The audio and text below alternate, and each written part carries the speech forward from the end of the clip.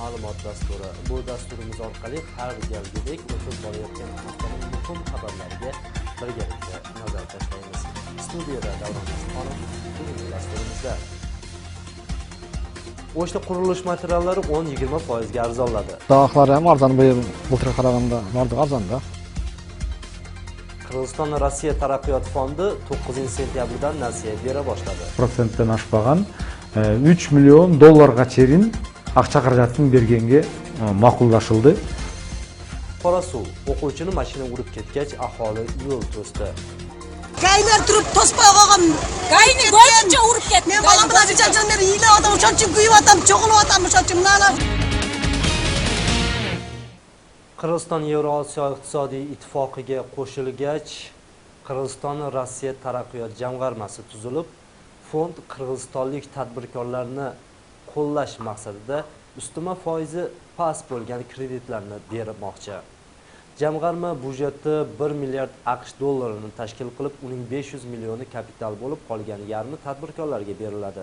Jamg'arma 9-sentyabrdan boshlab tadbirkorlarga imtiyozli nasiya berishni boshladi. Mijozlar 3 million so'mgacha bo'lgan mablag'ni banklar orqali olishi mumkin. Bundan ko'p mablag'ni olish uchun fondning o'ziga murojaat qilish kerak. Imtiyozli nasiyaning ustama foizi qancha bo'ladi va u qancha miqdorga beriladi? Fond mablag'larni qanday shartlar hamda qaysi tarmoqlarga ajratadi? Savollarning javobini muxbirimiz izlab ko'rgan. Fondning moliya ishlari 2 davlat banklari orqali amalga oshadi. Hozir RSK hamda AYL banklariga 600 million so'mdan bo'lindi. 3 million so'mgacha nasiya bank orqali beriladi. Undan yuqori miqdordagi mablag'ni olish uchun jamg'armaning o'ziga murojaat etish kerak. Jamg'arma imtiyozlari faoliyatini yangitdan boshlaganlar uchun emas. 12%-тен ашпаған жылдық пайызы 12%-тен ашпаған 3 миллион долларға чейин ақша қаражатын бергенге мақұлдашылды. Улуттук банк менен ошол 2 айыл банкын жана акча каражатын сом менен каржылап турууга макулдашылды. Бүгүнкү күндө чындыгында эле ошол даяр азыр ушул күндөрү ошол финансирование маселеси чечилип аткан болуш керек. Nasiya olishni istaganlarning biznes rejasi bo'lishi shart. U davlatga aloqasi bo'lmagan tadbirkorlarga 5 yilgacha imtiyozli shartda beriladi. Fond qishloq xo'jalik, sanoat hamda ishlab chiqarish tarmoqlarini rivojlantirishga mo'ljallangan. Bu grant қатары алынат. Grant қатары ал Россия Федерациясы бизди ушул колдоо максатында, ишкерлерди колдоо максатында, айрыкча айыл чарбасындагы, айрыкча кайра иштетүү тармагын инфраструктура, транспорт, туризм, ошо бизде приоритеттүү тармактарды биздин өкмөт, биздин мамлекет приоритеттүү деп тандап алган тармактарды каржылаганга акча бөлүнөт. Hozirda nasiya olish niyatida bo'lgan 100 dan oshiq arizalar kelib tushgan. Ularning ichidan taraqqiyot jamg'armasi 56 million dollarga baholangan 8 loyihani tanlab olib, moliyalashtirishga tayyorlanmoqda. Ең приоритеттүү багыт деп айыл чарбасын алабыз деп атат. Айыл чарбасынын ичинде аны кайра иштетүү, анын ичинде ошол багы дагы теплицаларды куруу, логистикалык борборлорду куруу, ал акчалай түрүндө берилиши мүмкүн. Ошондой эле багы техникалык каражаттар, оборудованияларды, секке керектүү же да бир ишкана ачканга керектүү оборудованиялар алганга даярданып атышат. Kuzatuvchilarning aytishicha 3 million so'mdan oshiq oluvchi tadbirkorlar oz. Undan tashqari endigina ish boshlagan tadbirkorlarni qo'llash imkoni yo'q. Va'da berilganiga qaramay shu vaqtga qadar nasiyalar berilmagan. Bular kreditlerdi biz arzondatib beremiz, 8-10% керегинде. Анан альтернативти кылып, жалпы эле баягы Кыргызстандагы акча кредиттик саясатка өзгөртүү киргизебиз деген таризде болгон болчу. Бирок бұл мәселе өтілі четке қағылып кетті.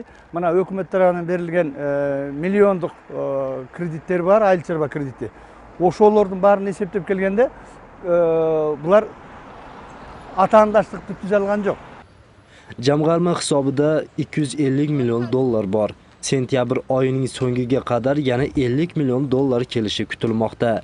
Qirg'iziston Rossiya sanoat fondi tarafidan nasiya oluvchilar kafolat mulkka qo'yishlari shart.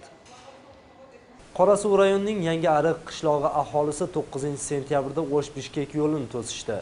Bu jarayonda qatnashgan ayollardan biri Burma Sadiqovaning aytishicha, kuni kecha qishloqqa kiraverishda joylashgan Qulbayev o'rta maktabining 1-sinf o'quvchisini mashina urib ketgan. Muxbirimiz qishloq aholisi maktab oldiga yer osti yo'lini qurib berishni yoki shu joyga svetofor chirog'i o'rnatishni talab qilishayotganini xabar qilgan edi. Gaylar turib to'spa qo'ygan. Gayni go'yincha urib ketdi. Men bolam bilan janjanlar yeyla odam o'shancha kuyiyotam, cho'g'ilayotam o'shancha. Mana bu yerga o'qishlar o'tib, ular qarab turadi. Gaylarchi misol uchun keragi yo'q bizga. Bugun O'sh-Bishkek yo'lining Qorasuv rayonidagi 633-chaqirimidagi yo'l to'sildi. Yangi Ariq qishlog'ining 50 ga yaqin yashovchilari yo'l xavfsizligining nazoratchilaridan norozi bo'lib chiqishdi. Bunga Qulbayev maktabining 1-sinf o'quvchisining avtohalokat oqibatida halok bo'lishi sabab bo'lgan. Gaylar Xudayni xuddi turishadi. Ne uchun shofyorlar gaylarni to'g'ib qo'ydi? Mana ayildan O'quvchining o'limida aybdor kishi qo'lga olingan. Biroq bu bilan muammo hal bo'lmaydi. Bu yo'lga svetofor yoki avtomashinalar tezligiga qarshi chora o'rnatilishi kerakligini aytishmoqda. Школа деген знак, осторожно дети деген. Eng жақсысы эле ушул мектептин астына 2 пешеходный светофор коюп берсе оң болмок. O'sh oblast militsiyasida aksiya o'tkazishga harakat bo'lganini tasdiqlab tushuntirish ishlari olib borilganini bildirishdi. Norozi aholi bilan Qorasuv rayonining hokimi Tilakbek Matraimov, oblast ichki ishlar boshqarmaligining rahbari Murat Bo'ronov, oblast O'sh xavfsizlik nazoratining yetakchisi Ayjigit Zakirov boshligidagi tegishli rahbarlar uchrashdi. Ular yo'l bo'yidagi norozilik tadbirini to'xtatib, maktab imoratiga kirgizishdi. Aqshda degan nega bilmagan biro kerak bizga. O'sha yerda tursin, o'sha yerda o'sha ko'rinib tursa, mana shofyorlar jazimat. O'sha militsiya ko'rinib tursa, alsdan sekindirdi-da. Bular ko'rinmaydi, bular ko'rinmaydi. U yerda yashovchilar o'z talablarini qo'yib, yo'lga bir yo'l xavfsizlik nazoratchisini 24 soat bo'yi navbat bilan qo'yishni, tegishli jihozlar o'rnatishni talab qilishdi. Bahslardan so'ng rahbarlar o'zaro so'zlashib olish uchun tashqariga chiqishdi. Бұл жердегі елдің сұранычы шу жерге жанагындай лежащий полицейский қойып берсеңер деп атат. Бұл ел аралық стандартқа тура келбейді. Мұны аз да жоғары жақтағы қырға маалымат бердік. Егер де ал жақтар оң шешіліп берсе бұл мәселе, анда қойғанға әрекет қылабыз. Башқа шығармалармен де байланышып тұрып, дағы елдің атында сұранып көріп атабыз. Бұйырса жөө жүргіншілер үшін атайын светофорды егер ақшасы шешіле тұрған болса, анда қойып беремге уже алар бір-екі сағаттан добро береміз деп атышат. Знактар қойыла тұрған болды. Анан эми баягы видеонаблюдение деген знактарды коебуз дедик, себеби акча маселесинде турат да, бул акча маселесин чечтик. Андан кийин ал пост ГАИни мамлекеттик деңгээлде чече турган болуп сүйлөштүрдүк. Ошол каттар менен кайрылабыз. Bu yerda bundan avval ham bir qator faktlar ro'yxatga olingan. Yangi Ariq qishlog'ida 1,5 yil avval ham bir maktab o'quvchisi vafot etgan edi. Bundan tashqari ham avtohalokatlar bot-bot yuz berib turadi. Ana mashinalar ayağa қатып келет bu yerде. Айдын içinde өзү 40-та жүрүшкө дейт. Эгер 40-та жүргөн болсо токтотуп калат эле го көргөндө. Ушундай катуу зуулдап өткөндө ушул балдардын эменем так эсептегеним жок. Мен бир кыйла көп стаждуу адаммын. Бирок кыйла балдар нават болушту шу жерденчи. Bugungi yo'l to'suvdan keyin o'lka bo'yicha mazkur mavzu qizg'in muhokamaga olindi. Bundan bir oy avval Qorasuv rayonining 30 Adir qishlog'ining yashovchisi ham O'sh-Bishkek yo'lida ketayotgan avtomobilning urib ketishi oqibatida halok bo'lgan edi. Shu vaqtga qadar yo'l bo'yida joylashgan 30 Adir, Qoratepa, Qahramon, Furqat va boshqa qishloq aholisi ham mahalliy hukumatdan svetofor o'rnatishni talab qilib keladi. Davron Nasibxonov, Asanbek Qoraqo'ziyev, Merim Jaqipova, Azam Buzrikov, Intimon. Endi Qirg'izistonda 40 kun harbiy xizmatni o'tab 60 ming so'mga harbiy bilet sotib olish mumkin. Bu albatta ixtiyoriy turda bo'ladi. Agar bu loyiha amalga oshsa, muqobil xizmat turi yo'q bo'ladi. Biroq ministerlikning bu taklifiga aksariyat fuqarolar qarshi chiqmoqda. Ular bu yangilik harbiyga boruvchilarning sonini qisqartirib yuborishini va 40 kun ichida harbiy hech narsa o'rgana olmasligini ta'kidlashmoqda. Batafsil navbatdagi lavhada. Mudofaa ministri qisqa vaqt ichida harbiy xizmatni bajarish loyihasini ishlab chiqdi. Taklif qilinayotgan loyihaga ko'ra 40 kun xizmat qilib harbiy biletni 60 ming so'mga oladigan bo'ldi. U ixtiyoriy tarzda olib boriladi. Qisqa vaqt bo'lgani bilan u guvohnoma, kuch tizimi va davlat xizmatlarining barcha turlariga qabul qilinadi. Birinchi очередda qisqa muddatning ichida askar ko'ligini oladi. O'zingizlar bilganda bugungi kunda Qurg'on ministri bu xizmatga kirgizayotgandan keyin ikkinchi variantni biz alternativ xizmatdan to'liq bosh tortamiz. Agar al 1 yillik muddatda chaqirilsa qalabay, ikkinchi yo'l bor. O'z ixtiyori bilan 60 ming so'm to'lab turib, qisqa muddatda slujbaga boradi. 5 kun askar komissariyatida o'qitasiz, 40 kun askar bo'liklarida o'tadi. Hozir qonun loyihasi hukumatga yuborildi. Agar qo'llovga ega bo'lsa, alternativ xizmat bekor qilinadi. Unda yigitlar ikkita yo'l bilan harbiy guvohnomani olish imkoni bo'ladi. 1 yil xizmat o'tashadi yoki 60 ming so'mga guvohnoma sotib olishadi. Bu slujbaga biz bunday chaqiraymiz-da. 40 kunlik slujba degan o slujba emas, chindan hech kerak. Onu bargandan keyin onu uylanib albaydi. 40 kun zamatlar o'tib ketadi. Yani murdaq vaqtida 2 yilda zo'r uylanchu. Ular bargandan keyin neni o'qiydi? O mıntıqatışını öğreniş gerek, çekerarası qorğonunu öğreniş gerek, özlerinin qorğonuşunu öğreniş gerek, el doğruş gerekler. Şimdi 40 günde işlensen öğrenmeydi. Fuqarolarning asosiy qismi guvohnomani 60 ming so'mga sotib olish ijtimoiy tomondan kam ta'minlangan oilalarga to'g'ri kelmaydi degan fikrda. Mazkur mablag'ni qo'lda bor oilalar to'lay olsa, o'rta va kam ta'minlanganlar uchun qiyinchilik yaratish mumkin. Unda amaldorlarning farzandlari armiyaga tortilmay qolishi mumkin. 40 kun slujba qilib 60 ming so'm ақша төлөш, ол 40 мың үстесі соңа ема. Ол 60 мыңды азыр ешкім тауып бере бере албаса керек.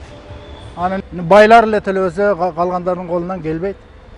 Например, биздин колубуздан келбейт да.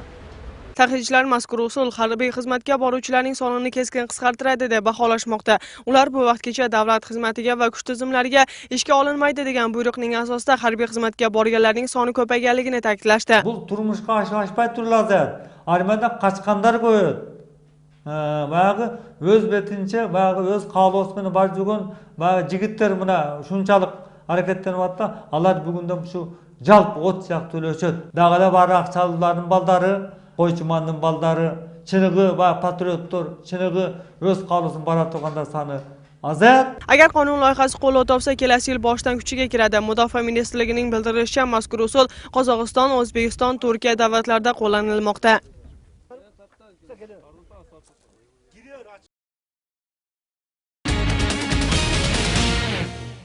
O'shda qurilish materiallari 10-20% ga arzonladi. Yog'och bahosi o'tgan yilgiga nisbatan 3-4 ming so'mga arzon.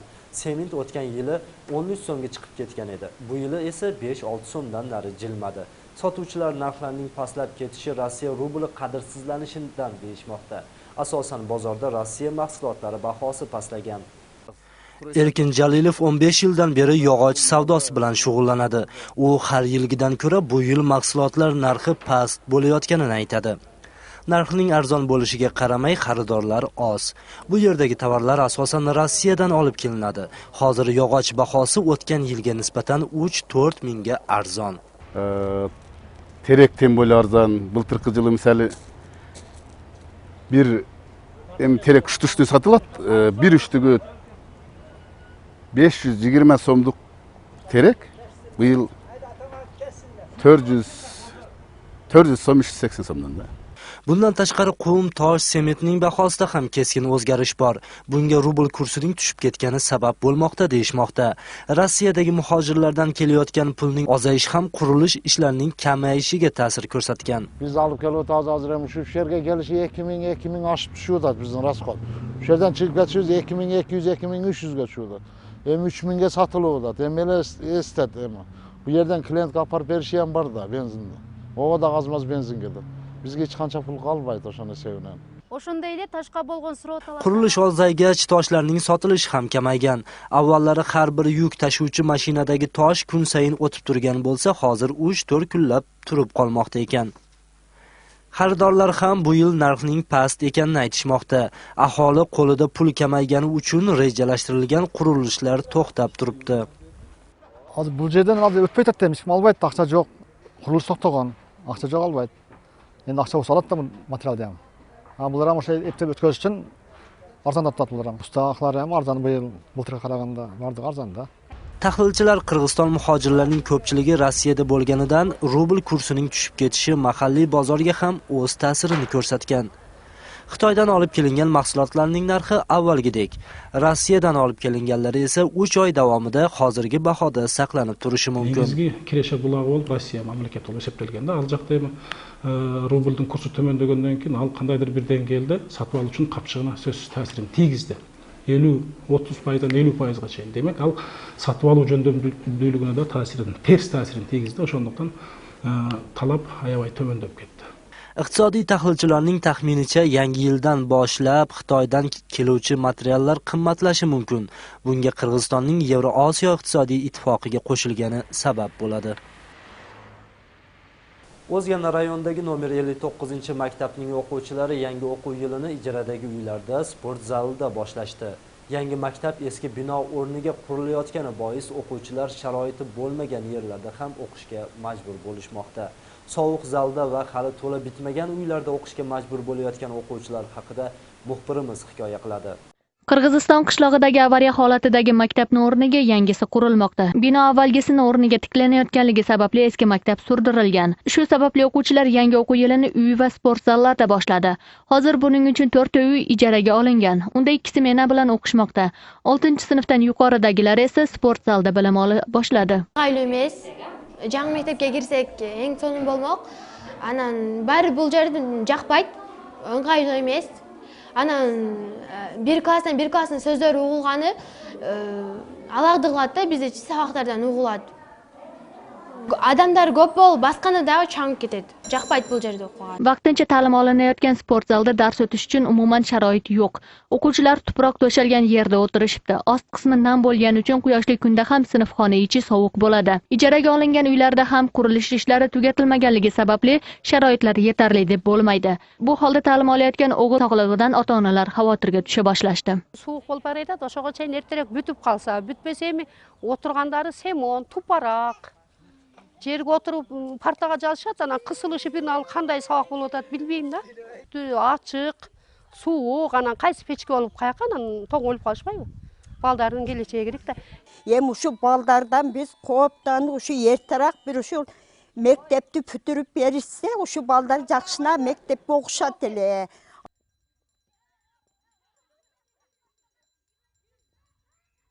3 yil avval qishda qulab tushgan maktab holatidan o'sha vaqtda tanishgan hukumat vakillari qurilish ishlari bahorda boshlanadi deb va'da berishgan. Biroq aytilgan vaqtdan kechikib shu yilning avgust oyida o'qish boshlanishidan oldin qurilish ishlari boshlandi. Жазда баштайбыз, ушу биринчи фундаментini өзүм аракет кылып баштаймын деген.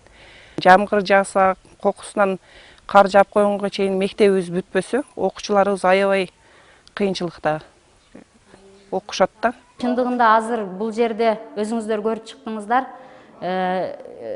Эч кандай жооп эми кышкыга болбойт да бул жерде окугангач. Анын үчүн печка болуш керек. Pechkalari yo'q hozir chindiriqdan sport zalda hozir. 2 qavatli maktab zamonaviy barcha sharoitlari yaratilgan holda 550 nafar o'quvchiga moslashtirilib tiklanmoqda. Hozirgi vaqtda respublika g'aznasidan 53 million so'm ajratilgan. O'zga rayon bilim berish boshqarmasining ma'lumotiga ko'ra maktabning qurilish ishlari shu yilning noyabr oyida tugatiladi. Ta'kidlab o'tsak, 59-sonli Usono'g'li Janish nomidagi maktab 1967-yil qurilgan. Batken shahrida umumiy forma yuzasidan 2 maktabda ota-onalar va direktor o'rtasida kelishmovchilik yuzaga kelgan. Yangi o'quv yilidan umumiy formaga o'tishni mo'ljallagan Sidiq Aytmatov va Qiziljo'l o'rta maktablari tikuv sexining ulgurmagani bois formani o'quvchilarga yetkazib bera olmagan. Ota-onalar esa formaga pul to'plab berib, bolalariga boshqa kiyim olishmagan. Va'da qilgan muddatda formani yetkazib bera olmagan sex bo'yicha maktab rahbariyati militsiyaga murojaat qilishgan. Batken shahridagi Sidiq Aytmatov o'rta maktabi yangi o'quv yilida umumiy formaga o'tadigan bo'ldi. Buning uchun maktab jamoasi 500 nafar o'quvchiga forma tiktirish uchun baxtga yo'l degan tikuv sexiga buyurtma bergan. Tuzilgan shartnomaga ko'ra forma 1-sentyabrgacha tayyor bo'lishi kerak edi. Biroq aytilgan vaqtga ulgurmasdan o'quvchilar yangi forma kiymay qolishdi.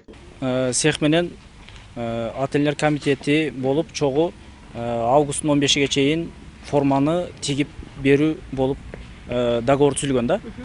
Бирок азыркы мезгилде бизге 500 форманын ордуна 200 гана форма тигип алып келишти да. А калган формалар уже тигилбей калды. Бизди мындайча айтканда көп кыйноого салды да. Биз эле эмес, бул өзүңүз билгендей эле мына шаарда 4 mектep qo'shib bardığımız bir bizde. Maktab umumiy formaga o'tadigan bo'lgandan keyin ko'pchilik ota-onalar farzandlariga boshqa kiyim olishmagan. Shu sababli maktab ma'muriyati bilan ota-onalar orasida tushunmovchiliklar paydo bo'la boshladi. Bir o'quvchiga 1400 dan bir forma to'g'ri keldi. Anan el bardığımız el akçabızды төлөп berip qo'yib, avgustda forma keladi deb kutib o'tirganmiz. Anan hem kebirlerimiz ma'qul dedik, direktorlar ne qilsin hem firma aldап atsa. Biroq kebir ата-энелер kelip direktorga kelip baqirib urушкандар дагы болду. Ортодо мугалимдерди, мектеп директор завуштарын сөз берип койгон үчүн ата-энелердин алдында күнөөлүүдөй болуп, ошол фирманын аркасынан ата-энелер менен мугалимдердин арасындагы мамиле дагы buzuluğa to'g'ri keldi. Qizil yo'l maktabi ham mazkur sex bilan 378 ming so'mlik shartnoma imzolagan. Buyurtmalarni 15 avgustgacha tayyorlab beramiz degan va'da bugungi kungacha bajarilmadi. Shu sababli maktab rahbariyati militsiyaga murojaat qildi. Bugungi kunda bizga Botken shaharining Qizil yo'l maktabining direktori arz bilan qayrilgan. Rasagul atты qiz dogovor tuzilib 377 ming ақша mektab bolalarının formasiga dogovor tuzilib, ошонун жарымы 50% берилип, которулуп, калганы бүткөндөн кийин берилген деген договор менен түзүлүп кол коюлушкан. Расагүл деген аттуу кыз бул Баткен Ош областынын Нокот районунун жараны болуп чыккан 86-жылкы. Анын аныктыгы такталып, бүгүнкү күндө тергөө иштери жүрүп атат, алдамчылык жол менен. Buyurtmalarni o'z vaqtida tayyorlay olmagan sex bilan bog'lanishning imkoni bo'lmadi. Hozirgi kunda Botken shahar ichki ishlar boshqarmasi tergov ishlarini olib borayotganini ma'lum qildi. Hilol Azimova, Zayro Mirzaqo'g'li, Bayish Janibek o'g'li, Intimaq, Botken oblasti. Sizga yetkazmoqchi bo'lgan lavhalarimiz hozircha shulardan iborat edi. Keyingi yakshanba nazar orqali yaxshi xabarlarga birgalikda nazarlashguncha omon bo'ling.